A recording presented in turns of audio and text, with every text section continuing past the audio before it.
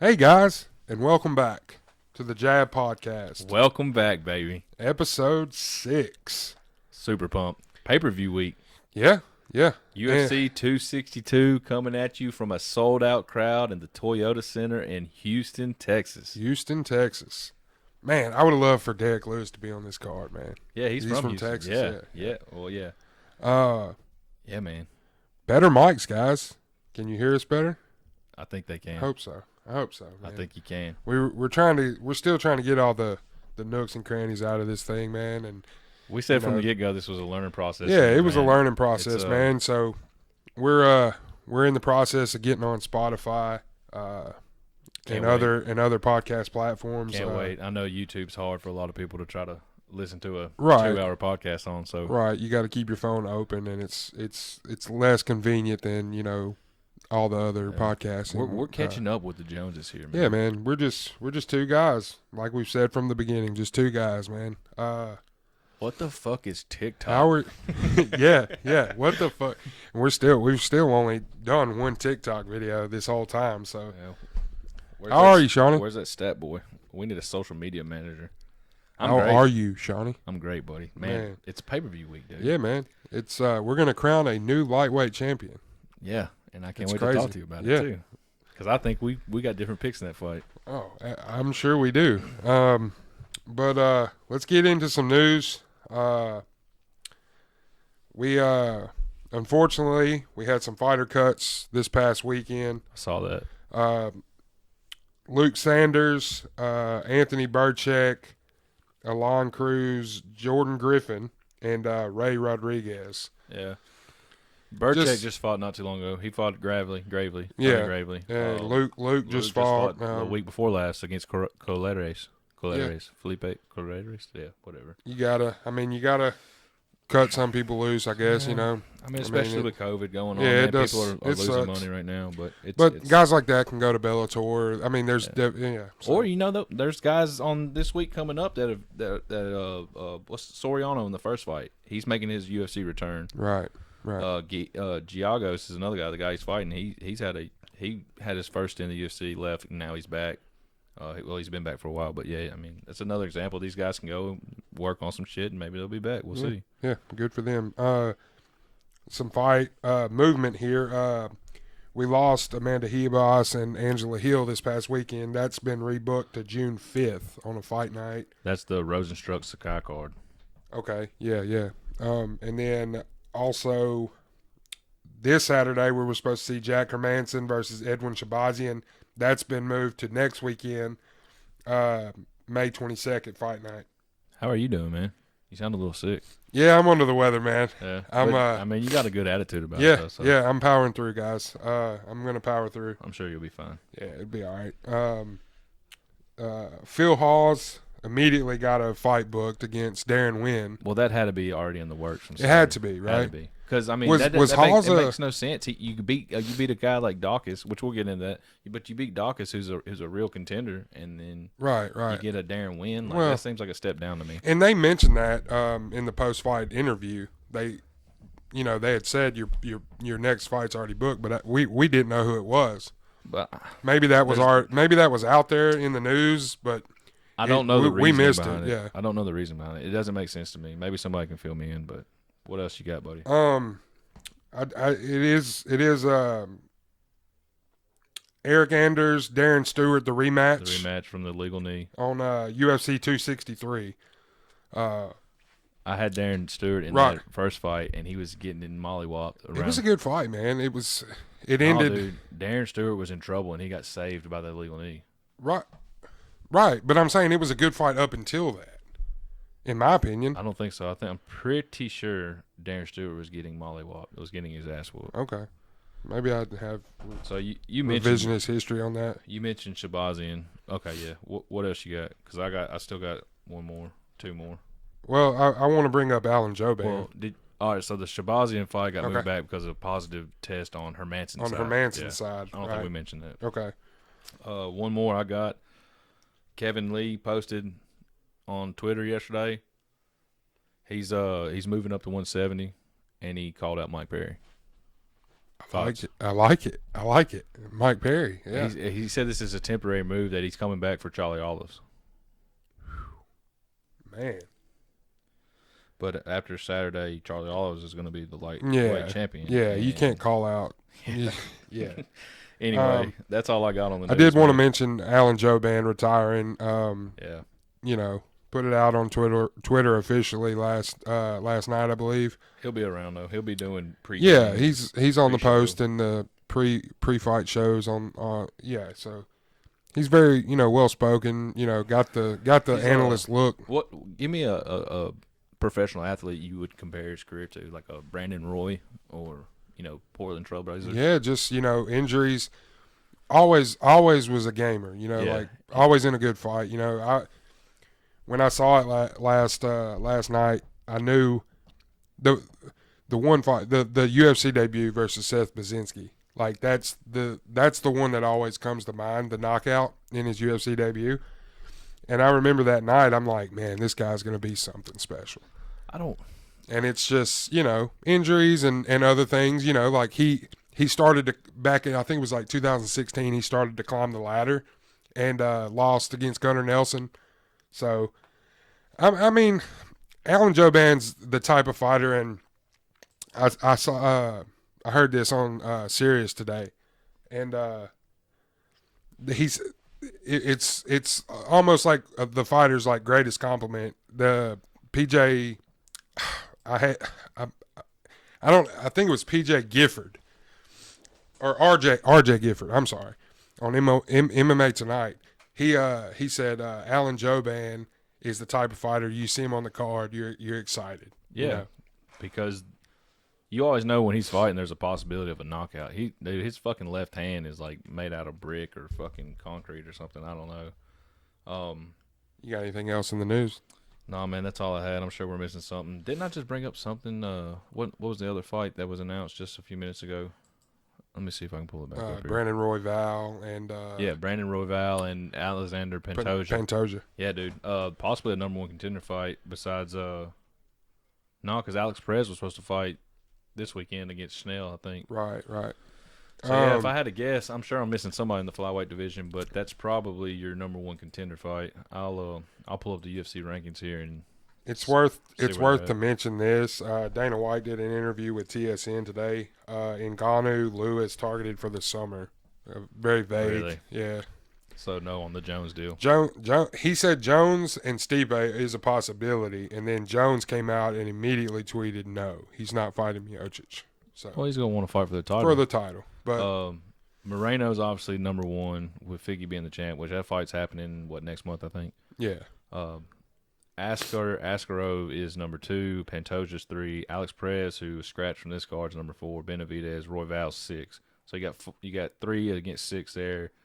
Cacero France 7, Matt Schnell 8. I like it, man. I like it. Yeah, but that's what I'm saying. If depending on if they're giving what they're going to do with Askarov, Pantoja, Royval could be a number one contender fight. But yeah, we'll cross that bridge when we get to it. You want to get into this last Saturday? Yeah, man. Let's do it. All right. We kicked off Christian Aguilera versus Charleston Harris. Not much to say about this. Man, I don't remember. Kind of over before it started, really. I don't remember who I picked on the podcast last week. I know my picks changed massively. Harris. Yeah. I think we were both on Harris. Yeah. But you changed. I changed. You picked your. My official. Let's try to start. I mean, I know it's kind of hard. I mean, we record on Tuesday or Wednesday. Depending on, what else is going on in our life. Our daily life. Yeah.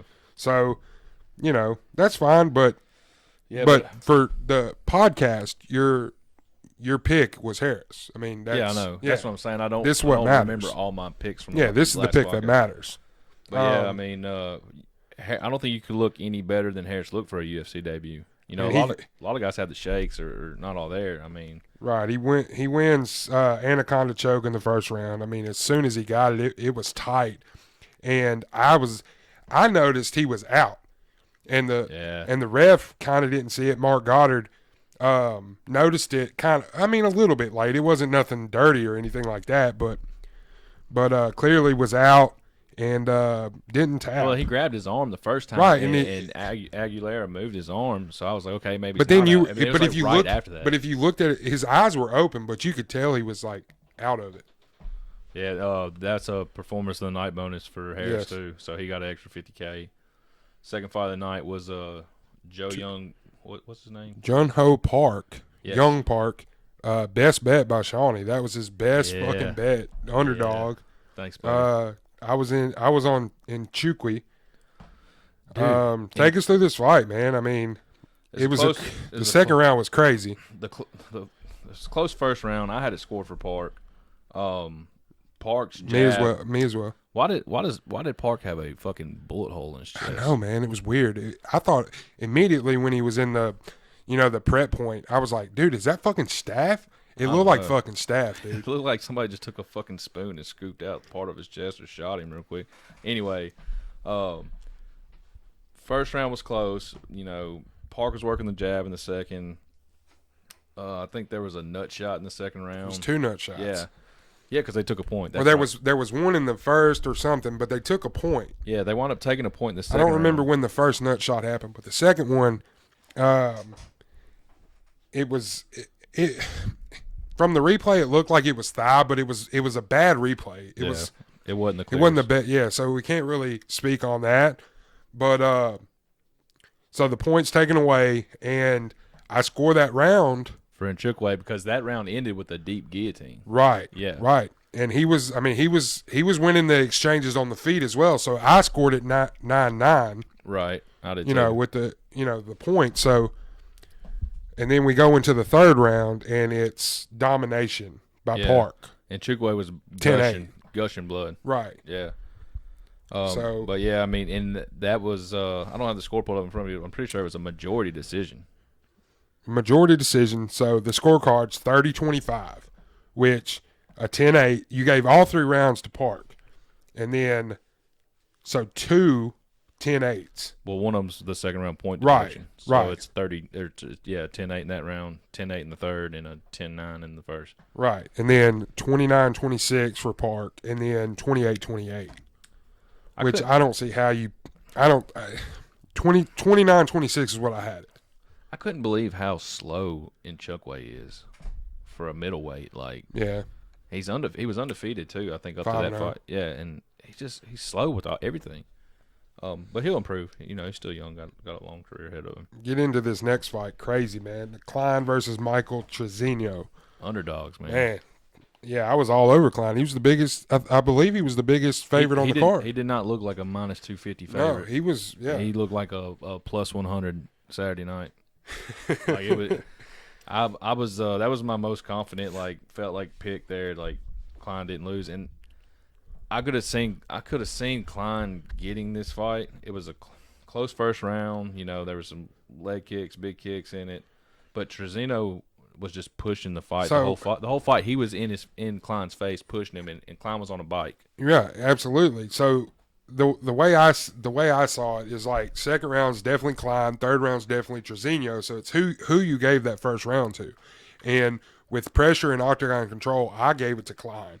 So 29-28 Klein was my unofficial scorecard. I wish I could be a fucking judge. Dude. I want to say Klein got 1 or 2 takedowns in each of the first 2 rounds. I know he had a takedown in the first. I think he might have 1 or 2 in the second. Right. So I had the first and second for Klein, but it was close. The first round was very close. Very close. Razor fucking close. The third dude. was obviously Trezino. Right. But the scorecards were 29-28, 29-28, 30-27. 30-27 for Trezino. Unanimous decision for Trezino.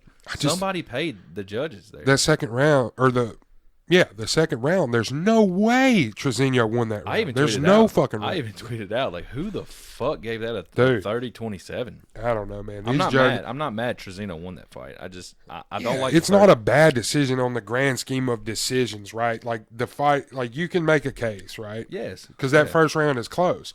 But the thing that pisses me off, man, and gets me worked up is these crazy ass fucking scores, dude. I don't think you can defend a 30-27. You can't defend giving Trezino that second round. You just can't, man. But I digress, man. That's a fight. That's why you don't leave it up to the judges. Yeah, exactly. The cliche. I feel like I say that every week. Yeah. Go get your $50K. Don't leave it up to the judges. Dan Ige. Danny Gay. I'm sure he'll get brought up again. We get into the next fight. Phil Hall. Featured prelim. I mean, right? No, this No. moved up to the main card.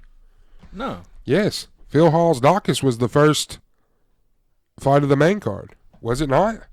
Bro. We only had 4 prelims, bro. Well, we've only talked about 3. This was our featured prelim. Yeah. This is the featured prelim. This is not main card. You're right, Gillespie, Ferreira. No, you know what? On Tapology, it says it is main card. So there must have been 6 main card fights and only 3 prelims. Yeah, 1, 2, 3, 4, 5, 6. Yeah. Anyways. This was the. Okay. Yeah, I was right. Anyways, It's a fucked up, man. COVID's a motherfucker. It is. It is, man. But Halls and Dacus, I was extremely excited for this fight. I had this probably pegged. I don't know if we gave these out, but I was thinking this could be fight of the night. Yeah, for sure.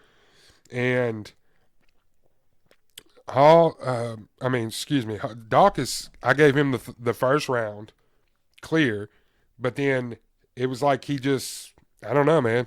Halls turned it, and that'll be a theme of the night, in the Magny fight and the Gillespie fight.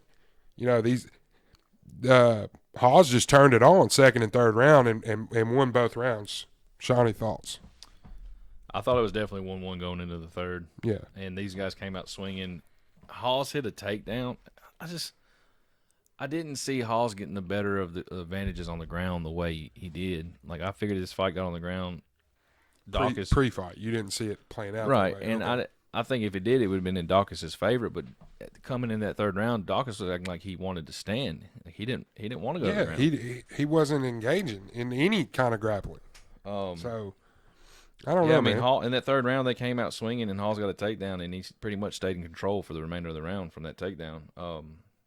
And yeah, what was the final unanimous decision? 30-27 across the board. I don't have the score. No, 29-28. Okay. Well, no. No, yeah, I think that's right. 30-26. Because the third round was clear Halls domination. So somebody gave him a 10-8 in the third round. Yeah, and then 29-28. Yeah, I had I had Dacus winning the first round. I think Dacus won the first round. Yeah. So that, I had like, it 1-1 again, how do you give it a 30-26? Like, I don't know. Like, fucking Dacus rocked him at one point, like pretty bad. I don't know. Next fight coming up is your fight of the night, performance of the night, and fight of the night. I want to say Diego Ferreira did the 4 pounds 4.5. Yeah. Yeah. So he just dominates Gillespie in this first So round. hold on, he weighed in 4 pounds overweight. So Gillespie got 30% of his purse, and he got his fight of the night bonus too. Yeah, So 100,000. Gillespie got Gillespie that 100K. money, buddy. Proud of you, man. 100K Gillespie instead of 50K Ego. Hey, for real though, dude. Is there another gas tank in the UFC that you can compare to Gillespie's? But that's the thing though, and we'll get into it here. So Vieira puts the pace on Gillespie, and This was the most scrambling ass fight I've ever yes. seen. So that first round, at the end of the first round, Gillespie spent, dude. Yeah, well, Like, he's spent, dude. I read something, and he said after the post fight, he said that he was exhausted, but it's not in him to quit. Like No. he realized but it was visible that he was said, gassed, dude. Yeah, he said I was completely exhausted, but it's not in me to quit. I knew coming off the stool after the first round, I knew that this is how the fight was going to go, and that I was just going to fucking give it all I could in there. And I mean, he turns it on in the second round and ends up finishing him. Dude, I thought Fiera was, Fiera. I thought he was going to hit that fucking omoplata for a minute in Yeah. the first round. That's what I'm saying. The 4 pounds giveth and taketh away. Like it gave him that. He lost it. It gave him that first round for sure. But man, yeah, it was. There was what was that second round with 455, 451 in the second round. So he got the ground and pound stoppage TKO. Yeah, TKO. I thought for a minute Fieto might be able to cover up or be active enough to get it to a third round, but Shawnee's favorite fighter up next, Maurice Green versus Marcos Rodrigo de Lima. Yeah, man. Not much to say in this fight. I mean, crochet boss or hoss. Yeah, the crochet boss. Well, he needs to go fucking do some crochet. He needs to do fucking crochet, He dude. can barely do MMA. I mean, you couldn't. There was nothing he could do when he got on the ground. It was like he just laid there, man. It's how you gonna move the moon? Yeah, how you move the moon, bro. Shout out Rampage. Memphis, Tennessee. But yeah, I mean that's two a clear cut. scorecards of 30-26 and then a 30-27. Had to have given that second round a 10-8. For sure. Yeah, For sure. yeah, like 3 or 4 takedowns, and so we move on to a fun fight. Nil on nil. It was projected it to be a fun fight. Jeff Hands of Steel Neal versus the Haitian sensation Neil Magny. Neil Magny.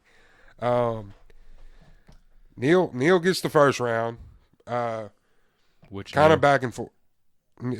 Jeff Neal, Hands of Steel Neal, gets the better of pretty much every place the fight took, or every position the fight took place I in. don't know, man. I felt like Jeff Neal the whole fight though was just loading, like waiting on. Yeah, one he was big loading shot. up. He was just waiting on one big shot, which Magny was the busier fighter. You know, he was And pushing the pace. To your point last week, you said, I really hope that we see a healthy Jeff Neal. He's since come out and said That he's taking he's time. not. Yeah, he's not fully healthy. That he's going to take time and You can't hang try with to that. get help. You Yeah, got- so you know, he's got to watch out for himself, man. so I feel like Jeff Neal is still that upper echelon of that division. So I don't want to write him off just yet. But man, Neil Magny's such a gamer, dude. Like, He's not a very exciting fighter, Yeah, but he gets at the all. job done. yeah, he just gets the job done, dude. He outworks you. He outworks everybody, dude. He moved up one spot in the rankings to 8. Like, my thing is like, I don't really know what's next for him though. Vicente Luque. I like it Have you seen the chirping on Twitter? On the on internet? the interweb. You see who's been chirping? Who Neil Magny chirped? Hamzat Chimaev. Okay, I like it. I mean, He said that he would love to take the fight, but he's not going to wait around on him. And Chimaev said that he's ready to smash. So Chimaev's ready to get in there, apparently. I don't know. So let's fucking do it. I tell you what, though, Jeff Neal, the thing that was crazy about Jeff Neal in that second and third round is, like, Jeff Neal was, like, engaging in the clinch. You know, like, he was the one clinching up with Neil Magny, and that's where Neil Magny has shined in many fights. You know, so that's what I questioned about Jeff Neal Saturday was, you know, your path to victory was to keep it in the center of the octagon and outbox Neil Magny, but he was engaging in the clinch. So I don't know. I don't know, man. You live and you learn. But yeah, I'd like to see what happens to that Magny Chimaev fight. Yeah. So talk about bittersweet coming up here. Yeah, Another bittersweet, man. performance of the night bonus here. Cowboy Cerrone I taking on Alex Moreno. I hated I was right about this pick, man. Me and you both, we both Yeah. were on Moreno here. Another underdog pick, by the way. Yeah. So we're hot right now, so you better jump on. I'm not going to tell you to bet with me. Unless you got a big bank. Donald looked his age here, man. He Dude. really did, man. All right. As bad as I hate to say it. When the fight ended, I think I tweeted out, dude, is Cowboy done? Like, I'm really, like. I think he is, man. Well, I think he. I don't want to say like, man, because like if Cowboy was sitting right here, I couldn't say that. You know what I mean? TKO, 4 minutes 40 seconds in the first round. So Yeah. I mean, it was just we all a gave blitz. We all gave Cowboy the benefit of the doubt. He's 0 technically 0-6, 0-5 in his last 5. 0-5. But one of them was a draw. Yeah, Technically, or overturned. Nico Price or A draw that's since been overturned. But yeah, I mean, it was because Nico Price can smoke pot now, and it's okay. So, But it was guys like Conor McGregor. Who else? Who else did Cowboy lose to?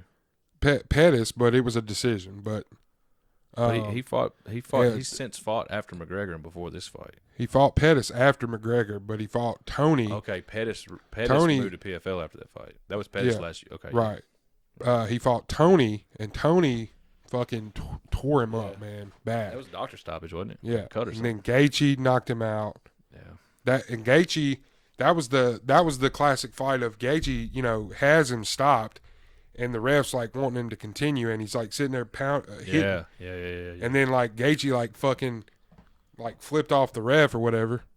So again, Gaethje, where you at, bro? Yeah, Justin Gaethje, where are you at, bro? We miss you. But let's talk about Alex Moreno, man. I think I mentioned it last week. He looked like he belonged with the top talent, when he fought Pettis. It's hard to gauge what Cowboy was in there on Saturday night. So, But I think Alex Moreno has a lot of fucking talent. And He got 50 grand. And he could be a big problem in the division. So. He got 50 grand. No, he got knocked out by Chaos Williams, so I'm still not putting him ahead of Chaos Williams just because he beat Cowboy Cerrone at fucking 37 years old. Absolutely. I'm not saying that. But I'm saying. Yeah, I mean, he's got a future. He's still young. His stock only rose. You know, for sure. It was a win-win situation for him, no matter what. Win or lose, it was a win or lose. He was stepping in, and then the most eyes on his. He cowboyed Cowboy. Yeah. The most eyes that have ever been on a fight of his happened last Saturday, and he won in devastating fashion. So, you know, the sky's the limit for the guy. There is one thing I want to add. Okay. I got this wrote down. If Diego didn't get cut, who would you have took? Cowboy. I think so. Me too. I would have took Cowboy. Do you think he would have won? Yes. Yeah. I do. Yeah, I think so. I do. So, so that answers our own question. I think Cowboy can still fight at that with the same level of talent. Moreno's clearly outclassed. So who do you? Dana has since come out and said Cerrone will have one more fight at 155. A must-win fight. And he called it that. I didn't see that. Dana called it a must-win. And Cerrone asked for it at 155. He wants to go back down to 155. Dana, yeah, it's a must-win if he wants to stay in the UFC. Who do you put him in there with? Well, we've already talked about this. Okay. Off the pod. Right. But let's recreate it. Who do you put him in? I like your answer better than mine, though. I don't have one. Say it, brother. Maybe run it back with like a Jim Miller. I mean, are you going to give him to an up-and-coming? No, I did think of a name today. The guy that fought maybe 3-4 weeks ago, Ignacio Bahamondes, lost to John McDessie. Yeah. I said Clay Guida. I like it. I like Bobby Green. Have they fought? No, I don't think so. But Clay Guida and Bobby Green fought. Yeah, That's yeah. one thing though. But what is Michael Johnson? He's a welterweight, isn't he? No, he's a lightweight. Yeah, he's a lightweight. Maybe that if he's still in the UFC, I don't even know. Yeah, but both of those guys are slumping guys. Michael Johnson just lost to somebody's that's on the rise. I think they're fighting. I think they're actually fighting this Saturday. Who? Michael Johnson? Oh, the person that he fought. Was it? I'm on it, dude. Stat boy here. Yeah, but so run through the performance of the nights again. Moreno and Harris, and then Gillespie and Ferreira got fight of the night. Gillespie got fight of the night because he got Ferreira's money. Yeah, Clay Guida. That's right. Okay. So that's what full circle. Right. Full circle. Went fucking full that's where I there. saw that is what I'm trying to get at. So let's get on to the main event, dude. Marina Rodriguez, 5-round decision, unanimous decision fight over Michelle the Karate Hottie Watterson. Michelle Watterson looked good, but I did have Rodriguez. Yeah, she won 3 or 4 of the rounds. It was clearly a unanimous decision, but Watterson was in there. I had it 4-1. I had it scored 4-1. I gave Watterson the 4th round. I think the night you gave her the fourth round. Okay. Yes, sir. I think it was 48-47, 49-46, 49-46. I think the night of the fight, I may have gave Watterson the 3rd. And I think that's the guy that gave her 2 rounds. It was the 3rd and 4th. 3rd and 4th.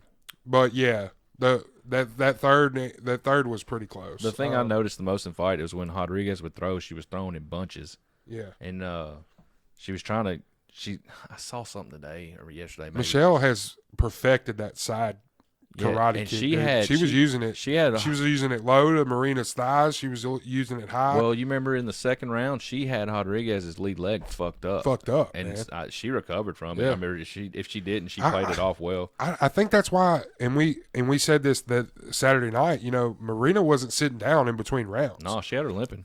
So that's why if I think if she sat down, that blood was gonna rush and swell up. I think that's why. And she may do that in all of her fights. I just had never picked up on it, but I picked up on it Saturday. I thought maybe that may have been the reason. And it very well could be. It makes sense. Yeah. After the fight, did you see who Rodriguez called out or talked about? No. She said that it makes sense for Jan Ziamon Esparza the winner. She said if Jan wins that fight, because she's already fought Esparza and that fight doesn't tempt her. But if that fight doesn't pan out for her, she is open and will accept a fight against Joanna Jędrzejczyk. I like it. Her and Joanna. Joanna's out of the title picture, if you ask me. That would be Rose a beat her. fucking banger, dude. Rose beat her twice, so she's out of the title picture, if you ask me. Dude, the only fights for Joanna would be Weili Zhang. Weili Zhang rematch. But I think Marina Rodriguez would be just like watching Weili Zhang and Joanna again. Yeah, man. I think that's a fucking Banger. excellent fight, dude. Yeah, sign That's me an up. excellent fight. You can make that a main event. Sign me up. Man. If this fight main evented a fight night, that fight for sure could. Well, just one more thing about Waterston. She's come out and said, she's going to go back to the drawing board. So she's not. Many speculated this may be it for her, but No, I mean she looked good. yeah, For the she most looked part, good. So she's committed to coming back and getting better. And You couldn't make losing 4 rounds in a fight look better than that. I don't think. right, that's a good point. So that's it for the fight night last week. Yeah. So let's get into the meat and potatoes, as they say. Pay-per-view card. Yeah, man, we're gonna crown a new lightweight champion. I'm fucking excited, dude. I hope Khabib's there, and he just fucking. Are there any Russian or Dagestan fighters on this card? No, I don't think so. I think that's the only way he'd be there, unless Dana's taking him out for steak and potatoes or something. Yeah, he may, and he may. may fight the winner.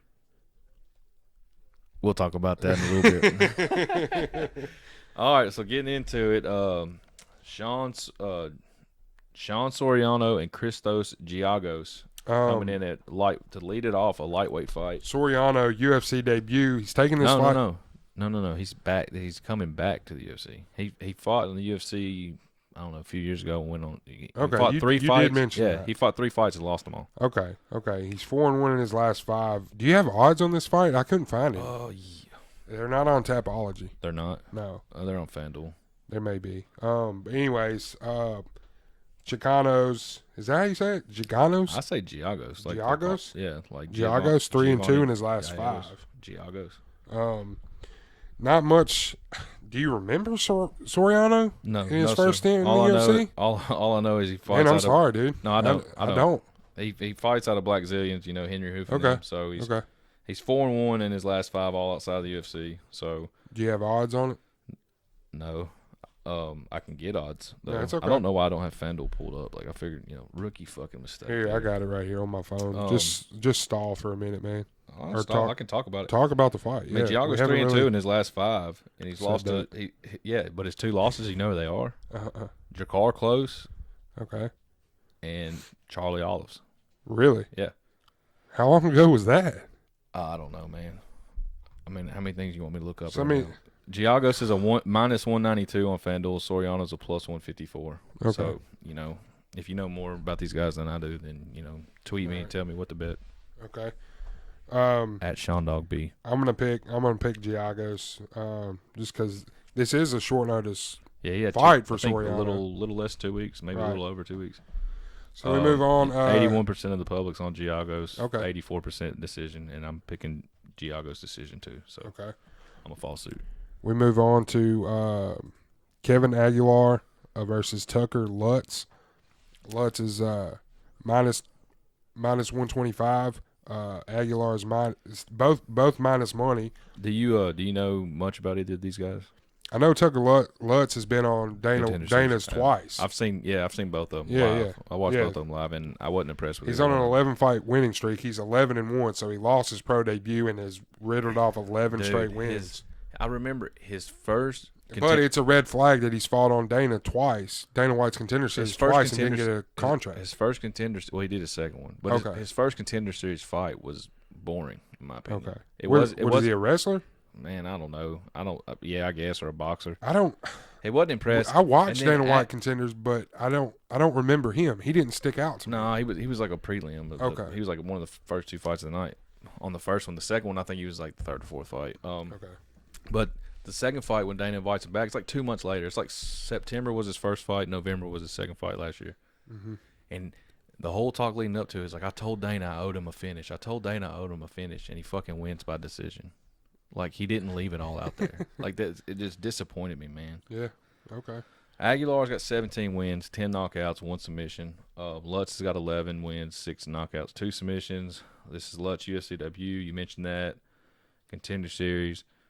Aguilar's on a 3-fight skid here, but his losses are Dan Ige, unanimous decision. I can't say the other guy's name. Tukhov knocked him out, and then he lost a split decision to Charles Rosa, which that's the red flag fight to me. Yeah. Because he lost that fight in a boxing match to Charles Rosa, who's a grappler. Who's a grappler. Yeah.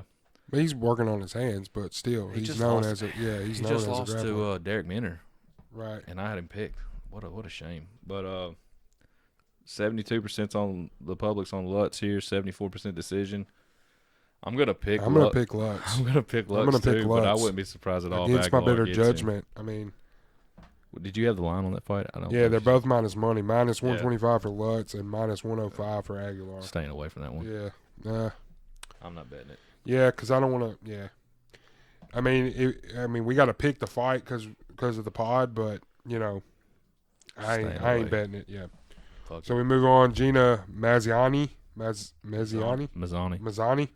versus Priscilla Cacero. I think you nailed it. Cacero. Minus 250 for Mazzana and plus 170 on Priscilla. Both these ladies are 2-3 in their last 5. Both have similar paths. Although Priscilla is the lesser active of the 2 fighters. She hadn't fought in over like 13 months or something like that, and Gina just fought like November. She fought at bantamweight. Her last fight was December or January. Yeah, her last fight was her first fight at flyweight, so this will be her second. I'm gonna take her. I'm gonna take her here. Mazzani. Yeah, I'm gonna take Mazzani here. Cacero's coming off. Her Ultimate Fighter alum. Yeah, Cacero. Her last fight was like February last year, it was a Performance Night knockout against Shayna Dobson, which not a big resume there, but she had a fight against Courtney Casey in October and missed weight bad. And then she had before Priscilla, that, right? Yeah, Priscilla. Yeah, okay. She had a fight before that scheduled against Lipsky, and she failed a drug test. So yeah, that's why she's had all the time off. Same thing here. I think Mazzani keeps the fight on the ground and gets it done. My pick's Mazzani, 69% of the public, 86 decision. I'm gonna fall suit again. Yeah, all chalk so far. We move on. Jamie Pickett versus Jordan Wright. Pickett minus 150. Both these guys as well minus money. 115 on the Pickett side, 110 on Wright. I think this is going to be a fun fight, though. Wright is 11-1, 1 no contest, and Pickett's 3-2 in his last 5. Shawnee, what's the public looking like on this one? 62% Wright, 47 by knockout. You know who Wright's only loss is to last year, right? Buckley? Yeah. Yeah, he filled in. I think he filled in short notice, and I was like, fuck, dude, this guy's 11-0. Maybe Buckley's all hyped because of the Casagano thing. Yeah. No, dude. No. Buckley marked him. No. I will say this. So I think we'll see, hopefully, the more legit Wright in this. I think it's going to be whoever. I want to say both these guys, if I reminisce it right, are like the counter punchers. So I think it's going to be whoever puts pressure on the most here to win it. But I will say Pickett's got a 3-inch reach advantage, if that means anything to you. I didn't even write down my fucking pick. I'm going. Wright's never been to a decision. I did write that down. Yeah, I'm going Jordan Wright. I think so. I'll take Wright. This is a very close fight, though. I may stay away from it. I think he's going to want to make up for the Buckley fight here. Like, he's going to want to put on a show. So go get your $50K. Move on to the ladies.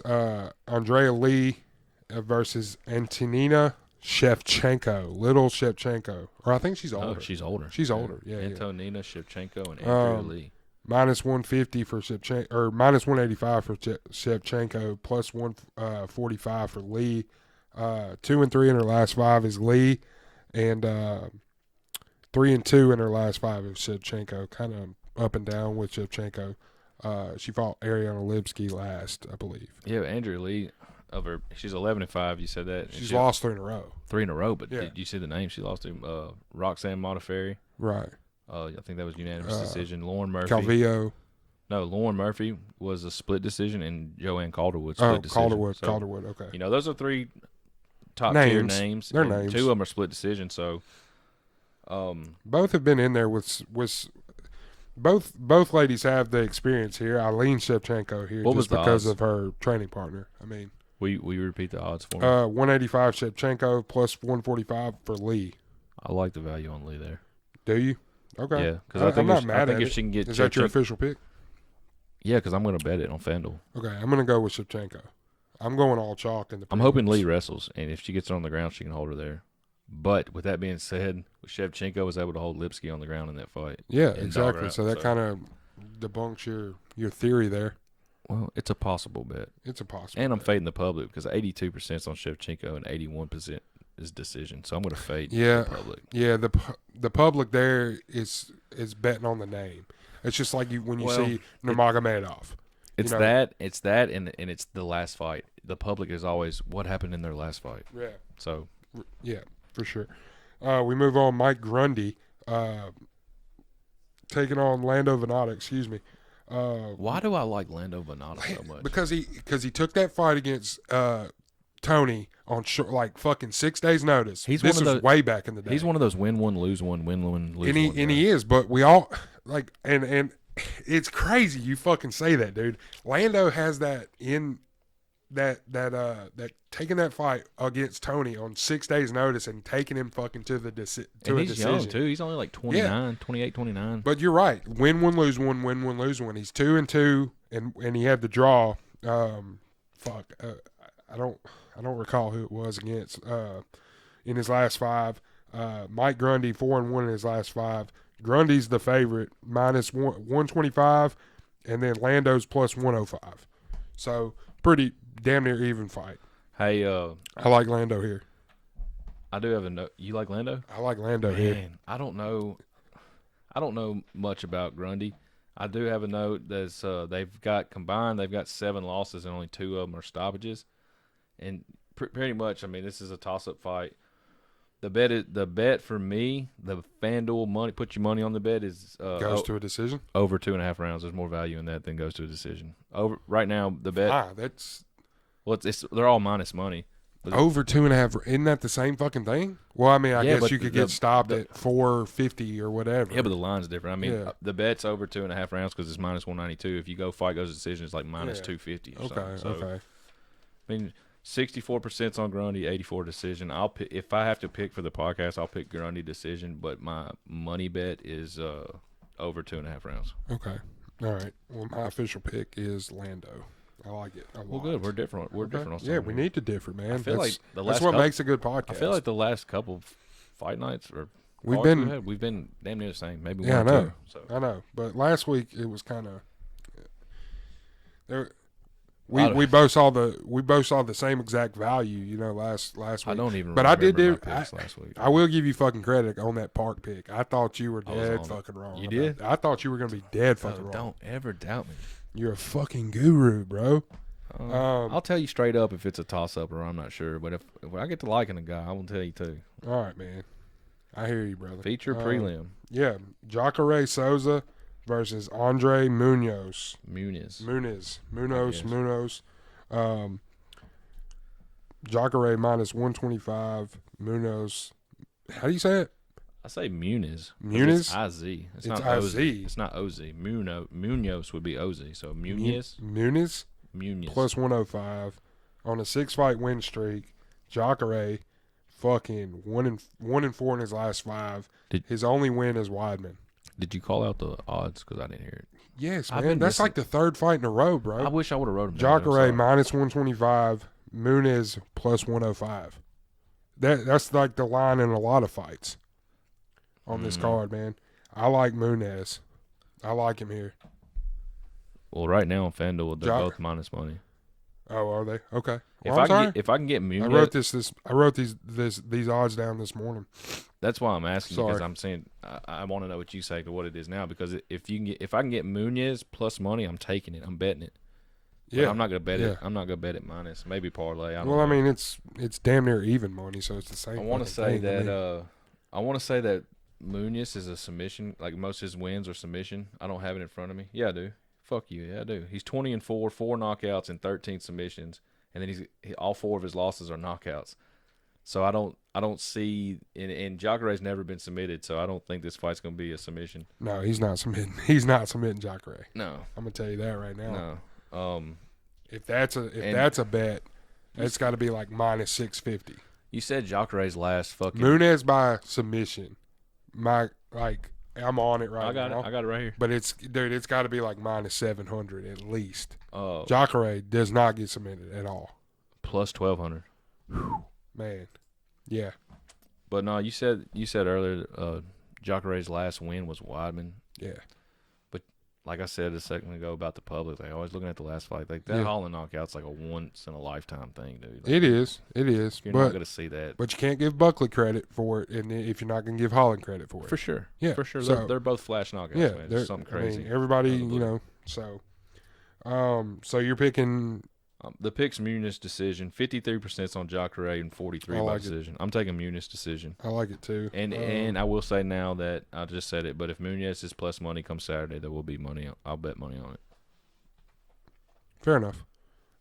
Move on to flyweights, but they're gonna fight at bantamweight, is what Charlie That's right. said. Yeah, this Matt is a Schnell bantamweight fight of flyweights versus Bontorin. Rodrigo Bontorin. Bontorin.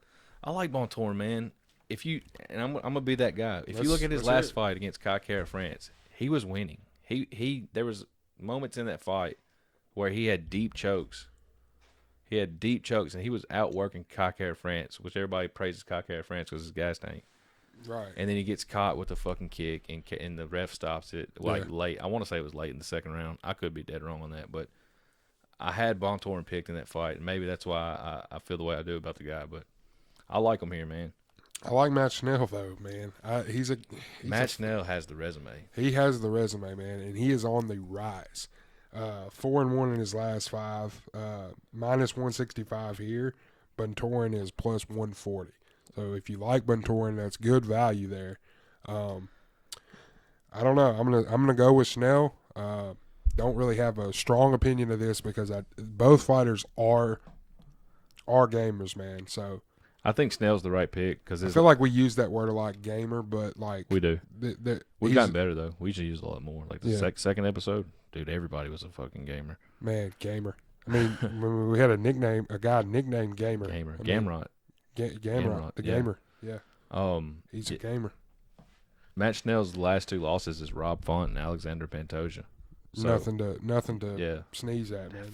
Those are 2 fucking beasts. So, man. I think the decision definitely favors Schnell here, but I can't believe I'm saying this now after we've just been talking about it, but Bontorin sub plus 700 is tempting to me, man. Yeah. I mean, go for it, brother. I like it. I mean, that's a $10 bet. $10 wins $70. I mean, sure. Yeah. I mean, it could happen. I don't expect it to happen. Schnell's very good on the ground, but it could. Pick is Bontorin, so I'm going to speak it into existence. The pick is Rodrigo Bontorin submission in the second round. Schnell decision for me. Schnell decision. That's chalk. Good pick. All right. We move on to the lightweight division. No. Yeah. I may have a different order. See, this is where they fucked it up because this was supposed to be Shabazian. I have Burgos Barbosa. Yeah, that's featherweight. It's featherweight? Yeah. Okay. My bad. I'm fucked up. I'm thinking old Barbosa. My bad. Yeah, Shane Burgos. He's a fucking gamer, dude. That last fight against Josh Emmett, man. Man, Josh Emmett, where the fuck you at? He's hurt. He got hurt. Yeah, I know he is. We miss you, bro. Yeah.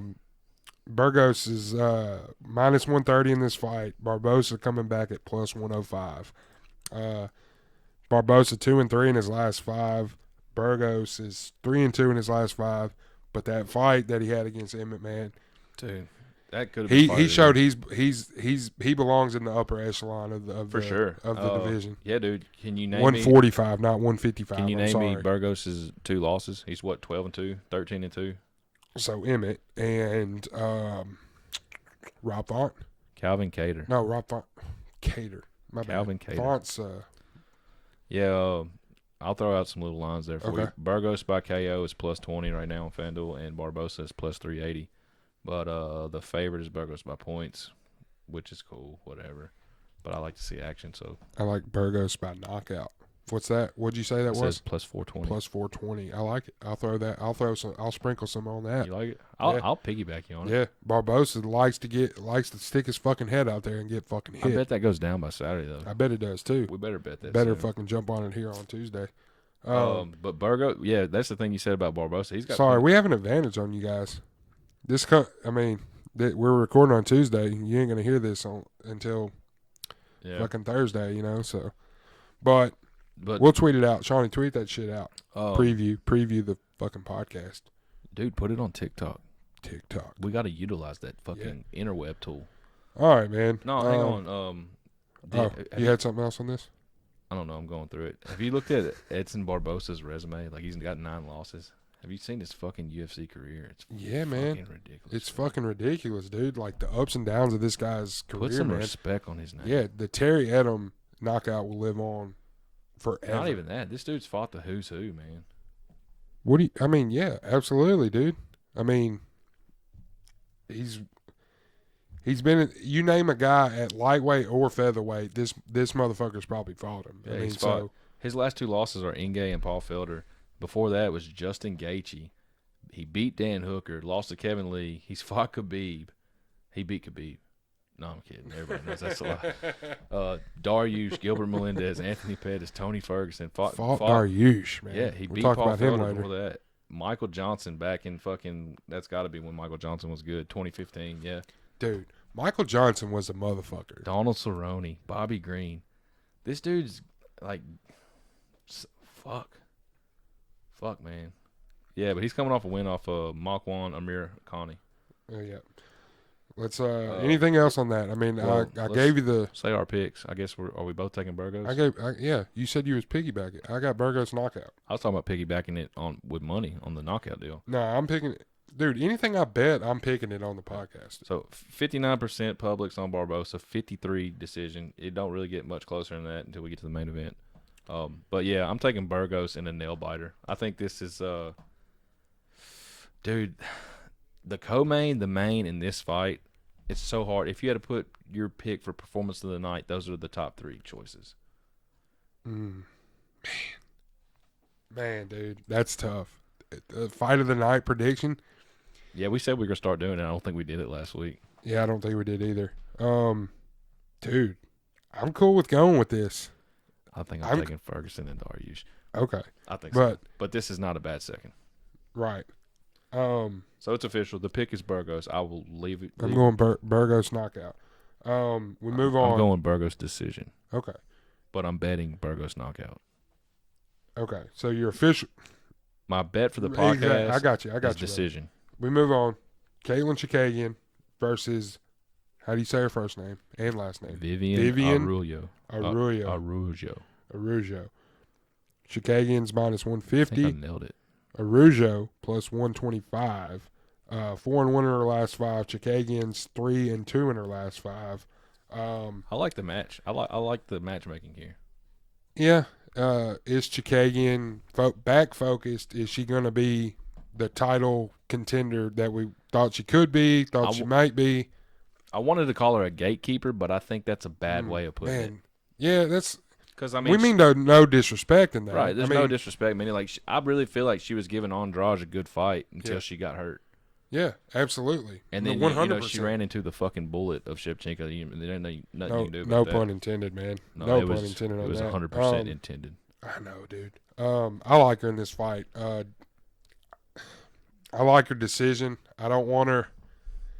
No, she's a decision machine. Yeah, she's a decision machine. She's going to outwork you. That's what she does. I think it's going to be a fun fight. Chikagian's 5 inches taller, and they got the same reach. So I'm going a lot of favorites this week, dude. I don't like that. No, I see value in Araujo, but Chikagian's been in there with the best of the sport, man. It's hard to pick against her in this scenario. I think if she can utilize her jab, keep the distance with her jab and pick her shots and stay off the fucking cage, she'll win the fight. Do you have the public on this? I'm sure they favor Caitlin. 69% Chikagian, 91% of that is decision. Yeah. So the public. I'm with the public. Yeah, I am too. We move on to the co-main. And my performance of the night, fight of the night, not performance of the night. This is my fight of the night pick for this card. El Kukui Tony Ferguson, back focused, ready to fucking make another run versus the rising fucking superstar, Beneil Dariush. Jetpack on his back. Let's go to the moon. Minus 145 is Dariush in this fight. Rightfully so. Tony plus 125. I love Tony in this spot, dude. I love Tony in this spot, dude. Get off of me, bro. Are you serious? Dude. I love him in this spot, Tony is dude. coming off of 2 motherfucking ass kickings. Like, goddamn, beat the fuck down. But it's two fucking guys that could be fighting for the title. Now, the thing one of them is fighting for the title, and Charlie Olives and Justin Gaethje. Where the fuck you at, bro? We miss you, bro.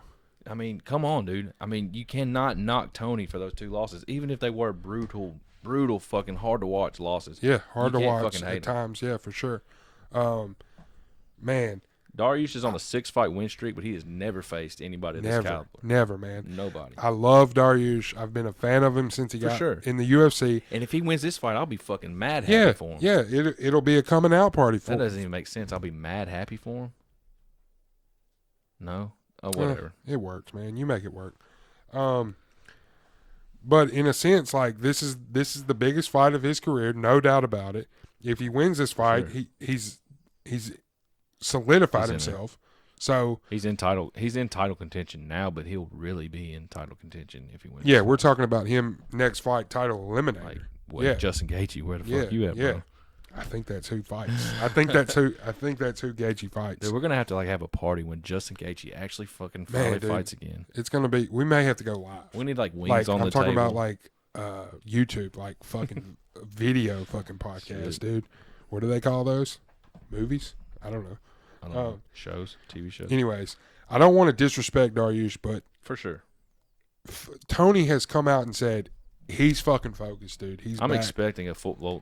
I'm expecting a good fight. This is my banger of the night. This is my biggest fucking bet of the night, man. I love Tony in this spot. This is my 100% units. Yes. Units? 5. So max bet. Yeah, max bet this, dude. Yeah, dude. I love max bet this.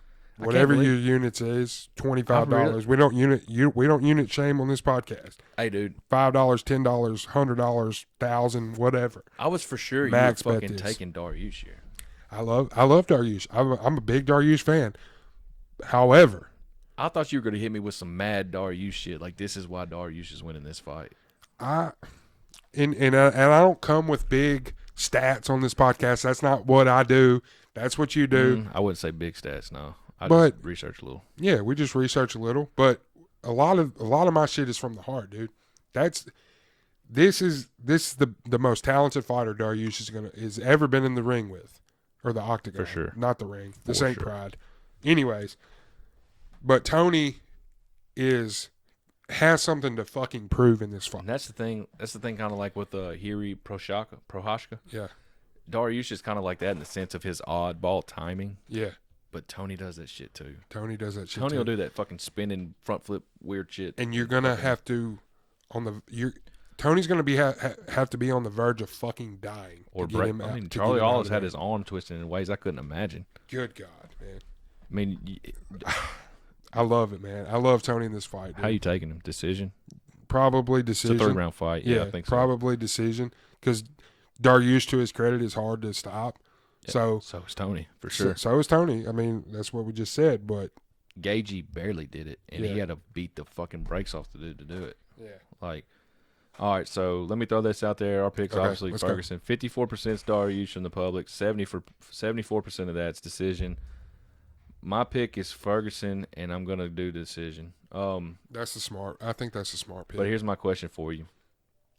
If Tony comes in here and he gets mollywopped again like he has in his last 2 fights, just beat the fuck down, hard to watch, brutal. Then we start questioning next week. Does he get the cowboy treatment? Maybe not yet, but we start discussing it. Yeah. We start discussing it because what is Tony, 36, 37? 37, I think, yeah. So it'll begin to be on the table if he looks bad in this fight. Let's move on into the main event of the evening. Have we mentioned we're going to crown a new lightweight champion? Iron. This not heavyweight? No. This not heavyweight? No, dude. A new heavyweight champion? That's Usman. Oh. Iron. Michael Chandler versus Charlie Dude, Bronx, Oliveira. Hey, we talk a lot about nicknames, dude, but Iron Mike should be fucking retired. Like, you shouldn't be allowed to have that. Yeah, I get it. I Yeah. get it. You shouldn't be allowed. But I love Michael Chandler. I fucking love him in this fight. I'm so fucking excited for this, dude. I think he knocks him out, dude. I think he knocks him out brutally. I think if you're picking Chandler, that's the way to go. I'm talking about like That or decision. Dan Hooker-esque. Like, he's going to rattle off two of the most devastating knockouts to start a UFC career since Anderson Silva. And I think Charlie Oliveira is going to submit him in the first round. He's never been submitted, sir. I don't care. He's never fought somebody like with a ground game like Charlie Oliveira. I agree. All right, but I've got stats. He's fought Benson Henderson. I've got stats. He's fought Benson Henderson. That's a Benson Henderson that wasn't the lightweight champion of the But world. his you don't ever lose your ground game. Your ground game's going to stay sharp. Maybe it depends on how often you. I'm giving you fucking practice. backlash, dude. Come on, dude. Let's fucking go back and forth on this shit. We don't do this. Charlie Oliveira is 30-8, 19 submission wins, most in UFC history. Okay. Chandler's 22-5 with a goose egg on submission losses, like you Okay. just said. Both of these guys combined have 65 professional fights and only 11 decisions combined. That's a lot of fucking stoppages. Yeah. I can't do math, so you figure it out. It's 52. Both of these fighters are coming off very dominant, very impressive wins. Charlie Oliveira's tearing apart Tony Ferguson back at, what was that, UFC 254? Something like that. And then Chandler earlier this year dominating Dan Hooker the way he did, knocking him out in the first round, doing the backflip off the cage that scares the fuck out of me. I'm with Dana White on that. How do you feel about backflips off the cage? Let's not do them. Yeah. Let's not fucking do them, man. For sure. Not unless there's like an inflatable bounce house to catch you on the way down. Do not do it. The thing that scares me with a Charles Oliveira pick, he's only been, I think, in one 5-round fight with Kevin Lee, and he choked Kevin Lee out in the third round. This guy's never been past the third round in his professional career. In his 38 fights, never seen a fourth round. Much less ever seen a fifth round. Can I play devil's advocate here? Play it. Other than Tony and Kevin Lee, in his eight fight win streak, what has he done? What has he done? He hasn't fought anybody, dude. He fought Jim Miller, Clay Guida, Nick Lentz. We love Nick Lentz, but you know, Jared Gordon, Lucas Barrios. That was a grappling match. That was the knock on him going into the Ferguson fight, though. What has he done? What has he done? Look what he did to Ferguson. Yeah, but I don't know, man. That was an unfocused Tony, quote unquote. Bullshit. I'm just not a believer in it, man. That's fine, but you will be Sunday morning. I may be. I feel like he didn't deserve this. He choked out Jim Miller, first off, so that's impressive in its own right. Okay. No? Yeah, it is. He lost to Max Holloway because of fucking injury. Okay. But his losses aren't bad losses. Ricardo Lamas, they're not, whatever. but he's been submitted, yeah. But he puts himself in those positions to be submitted. we're going to learn a lot about both guys in this fight. You may think Chandler you already might know. come out there and fuck him up in the first round like he did Dan Hooker. Very well could. Yeah. Depending on, because here's the thing though. Charlie Oliveira ain't going to come out there and start as slow as Dan Hooker did. Dan Hooker was on backpedaling as soon as the fucking Michael Chandler's going to come out there like he does every fight and put the fucking pressure to you. And if this fight gets past the third round, Oliveira's in trouble. Right. Absolutely. My thing is, if you're Oliveira, what is your strategy round one? What is your strategy? Same way you did with Tony. So outwork him on the feet. He could. I mean, he can outwork Michael Chandler on the feet. What's the reach in this fight? Do you have that? I don't know. I can pull it up. No, I got it right here. My thing is, like, I feel like I'm not discrediting anything Oliveira's done. Maybe his resume. That's the only thing I'm going to say. But it's not a bad resume when you're fighting a guy, Michael Chandler, with a fucking Bellator resume, though. Don't give me that shit, dude. He fought Eddie at the peak of fucking Eddie. Yeah, Eddie. The Pitbull brothers are fucking. No, dude. Eddie was fucking a motherfucker at the time. Yes, I agree with that. So I mean, and he lost a split decision to Ill Will Brooks, which was a very controversial fight at the time. He got knocked out, which was by Will Brooks, which was he jumps up and he's like, it's controversial at the time, but reach advantage is 74 for Oliveira, 69 for Michael Chandler. So 5 edge for Charlie. Yeah. What's the height advantage? 2 inches, 5'10" for Oliveira, 5'8" for Mike. Okay. So I'm so fucking excited for this fight, man. I am too. Man, God. My pick, no, spoiler alert, my pick is Michael Chandler by fucking knockout. In the first round? Second.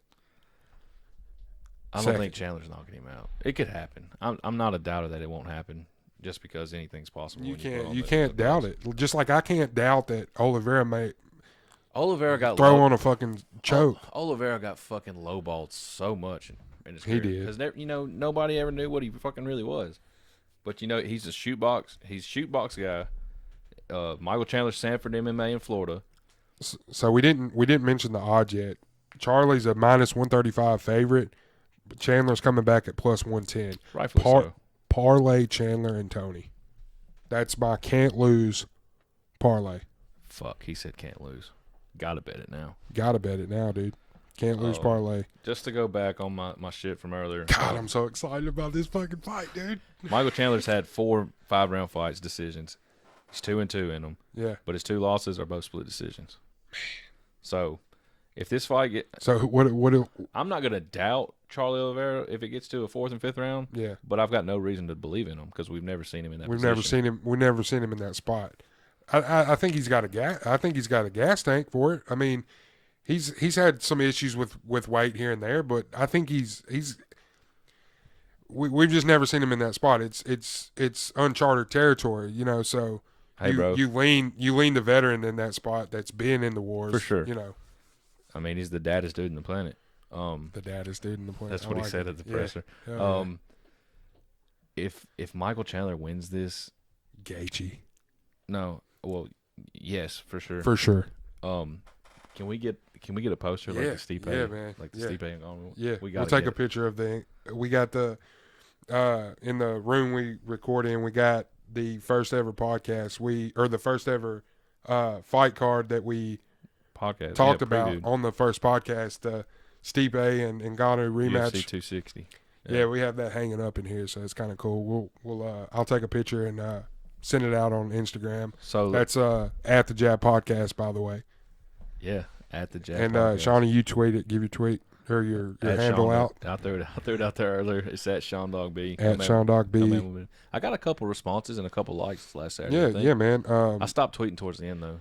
At the Jab Podcast on Instagram and TikTok. At AJ No Styles for my personal Instagram. At the Jab Podcast on Spotify. Getting there, man. I hope we can get this on Spotify.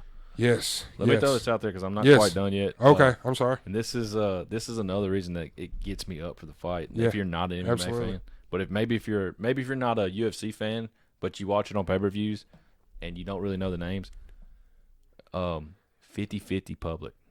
50-50 public. 50-50. That says a lot, dude. You never see that. Not in a main event fight. 88% the people picking Chandler. 88% is taking knockout. On the other side, Oliveira, 74% submission. So they don't see this going to decision. Me and you are 50-50. Fuck yes, dude. So you got Oliveira by submission in the first round. Holy shit. That's how I had him against Tony. Remember in the fight league, I was like one of 3 or 4 people that were taking that's crazy. Charlie Olives in that fight. Okay. I love it, man. I'm going to be dead wrong. I won't be. I'm going to be dead wrong, too. I won't be surprised in the slightest. This goes to Chandler goes out there and fucking wins it. I wouldn't be surprised if this is a fucking war. No. Yeah, there's no chance in hell this is going to be a boring fight. Hell no. No. They have both guys have 2 high finish rates for this not to be a boring fight. They go for it. Even if it's a fight that goes to a decision, these 2 guys go for it. You already know Chandler's coming out of the gate, walking him down. First 45 seconds of the fight. But did you see what Chandler came out today and said? Oliveira's the best fight. The scariest. This could be the scariest fighter he's ever faced. Yeah. That's crazy.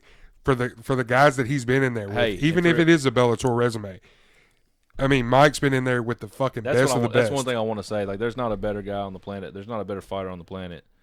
Not a fighter, but a better person than Michael fucking Chandler. Michael Chandler. If you don't like Michael Chandler, you need to go look yourself in the mirror. You're a fucking hater. Yeah. You're a fucking hater. That dude is a real fucking guy, man. He's a real guy, and he's one of the rarest, or the one of the few people that's a better person than he is a fighter. So yeah.